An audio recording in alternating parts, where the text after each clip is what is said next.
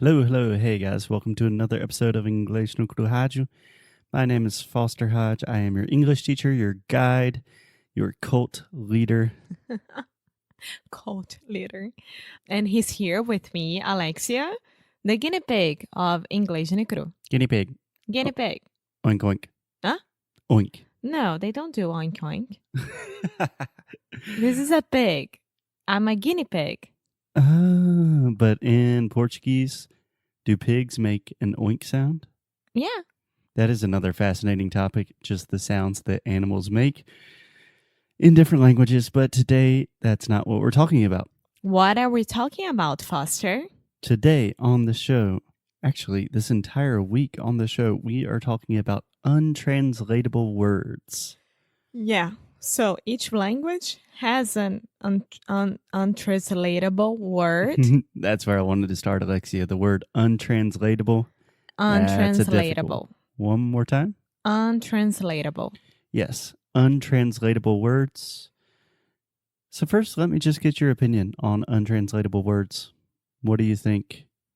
Is it a cool thing? Is it a real thing? Because part of me kind of thinks it's fake, you know. Most words do have a translation. Perhaps they're not as direct or as concise, but I don't know. What do you think? I think that every word has a way to be understandable, not a direct translation at all. You know, I don't know, when I say saudade and I explain what saudade is, I knew we were going to this example. people understand that, but I don't know if they really understand the feeling and the word itself. Exactly. And that's why I think these untranslatable words are so interesting. So all over the internet, you can find 15 words in Norwegian that do not exist in English. Tons of lists like that. And honestly, I think that's kind of bullshit. I mean, it's cool, but it's just like clickbait, you know? Like, ooh, they have this crazy word in Norwegian. But I think the saudade example is a really good example, and we will talk more about saudade this week.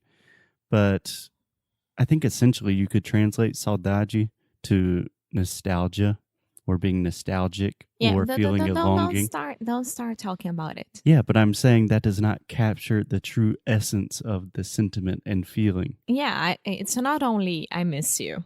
It's much more than that.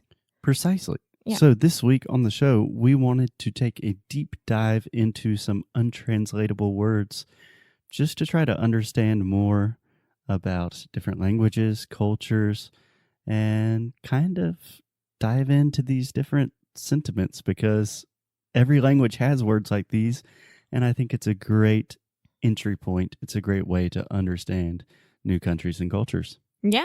What do you say? Yeah, so let's do it. Let's do it. So the first untranslatable word that we're talking about on the show this week, Alexia, can I get one of those sweet drum rolls? Seriously. I am being dead serious. I don't like doing it, but that's fine. See? You can do it from now on. That's not a drum roll. That's coming from the back of my throat, and it's not very reliable. Anyway, the first word of the week comes from Denmark, comes from Danish, and it is Hygge. Hygge. Or Hygge. H-Y-G-G-E. What is an H? I don't know. H. Why do I say H? Because I was reading the H-Y. Yeah, H-Y. Yeah. So we were talking about Hygge, which is H-Y-G-G-E. I just created a new alphabet. Yeah, so, okay, a new invented letter on the show. You heard it here first. So, Hygge, Amo, what is it? Actually, first, do you just want to read the definition that we took from Wikipedia, and then we'll give our own take? Yeah, so, Hygge is a quality of coziness that makes a person feel content and comfortable.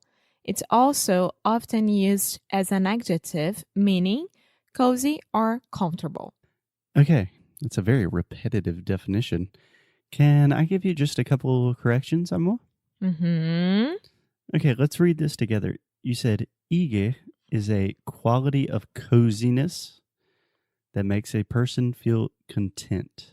Content. So in the word content, if you are using this as an adjective, like I feel content, that means that you feel happy, satisfied, you're good, right? Yeah. You have a question? I Alexia is do. raising her hand. Again, this is a podcast, an audio medium. But content also can be used as a content, right? I'm writing a content for the blog. Okay, a general rule, if you're trying to explain a word, do not use that word to try to explain that word. So here, Alexia, we have content as an adjective, which means happy, satisfied, you're content. Content. Yeah. We also have content. We spell this the exact same way, but it's pronounced differently. And this is used as a noun to mean like material, resources, content. Okay. Okay. So I was right. Not the first time. No. When I tried to explain the second time. Kind of. I have an A for effort. I appreciate your effort. Okay, so essentially we have Hygge, which comes from Danish. It is super famous in Denmark, and it is taking the world by storm. Everyone is obsessed with this new trend of Hygge, which essentially is like being super cozy and comfortable. And that's very interesting because I was reading about it before we record this episode, because I really wanted to understand better before talking about something here. Okay. And it took me to an Etsy page. Yeah, an Etsy page. Yeah, where I could find a lot of products listed as Hygge. Like super cozy blankets, candles, and types of lamps, and sweaters, everything. Yeah, I don't really like that. I was super into it. No, I think it's great marketing, but it's kind of like cultural appropriation.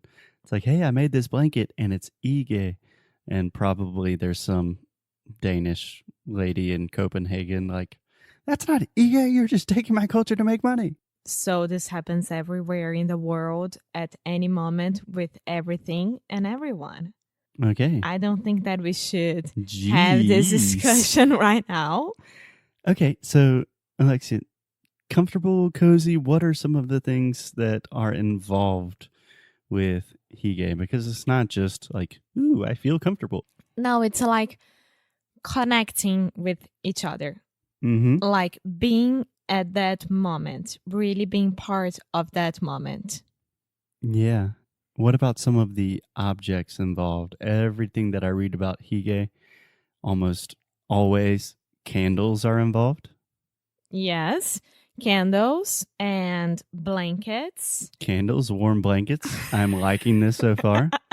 I was reading about a lot of hot chocolate. Hot chocolate and slippers. Yeah, slippers. It sounds like Alexia just lives in Hygge land. Maybe in a past life you were Danish. Yeah, but the thing is, I was reading yesterday as well that the less amount of objects is important when you talk about Hygge, but everything that makes you comfortable and cozy, it's okay. So I can have as much blankets as I want. As many blankets as I want. many blankets as I want. So I don't understand that much, you know. Yeah, I read the same thing, and I think it's kind of a minimalist approach, like less is more, but you need certain fundamental things. So you need blankets, you need some comfy slippers, you need a lot of candles, which seems a little bit dangerous, and maybe some hot chocolate, and you need good friends or family. Yeah. Because Hygge is best experienced when shared. But that's it. You definitely don't need cell phones. You don't need a TV. Yeah. So that's Hygge. Do you know how to pronounce it perfectly? I think Hygge. Hygge? Yeah. Hygge. Why? What are we doing? I'm trying to find Hygge. Okay. Hygge. We probably should have done that before the show. You could have already had the pronunciation up. But while Alexia is looking for the pronunciation on the internet, super professional. I know. Okay. Æbleskiver og hygge. Hygge. Hygge. Hygge. Okay. Anyway, hygge. Alexia, do you think that cozy or comfortable is an appropriate translation? Do you think it really captures the essence? No, I think it's more like to enjoy. In what sense? You are enjoying the moment. You are enjoying being at home. You are enjoying having friends. You are enjoying cooking. You are enjoying relaxing. So I think that's a way to think about it. Yeah, the way, I've never been to Denmark, but what this seems like it's describing underneath the surface is that moment where you're just in a really comfortable, cozy place with people you love, and you think, it's warm, life is good, I feel safe. That's kind of what this is giving me. And I think you personally have a perfect translation.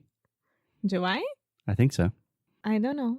So almost every night at some point, Alexia is under a blanket or under covers. And if I try to take any of the blanket or covers, Alexia always looks at me with this kind of mean face and says, I'm quentinha. And I think I'm quentinha is I'm in Hygge right now. Don't mess with me. Hygge. Yeah. To be quentinha is one of the most important parts of my life during fall and winter.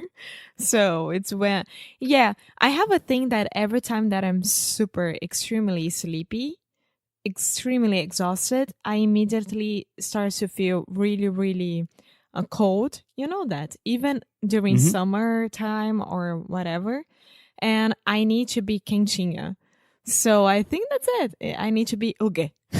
Yeah, I think we could all use a little bit more hygge in our lives. And just reading about this really makes me want to go to Denmark. I really want to go to Denmark. It's one of my first ones on my list to go. You know that. Okay. Copenhagen. Okay, so we will talk to you guys tomorrow. Until then, stay hygge, stay hygge. We don't know how to pronounce it, but we do know that Alexia is quentinha. Any last words? No, stay cozy. Stay Stay happy. Cozy. Stay cozy, my friends. We'll see you tomorrow. Bye.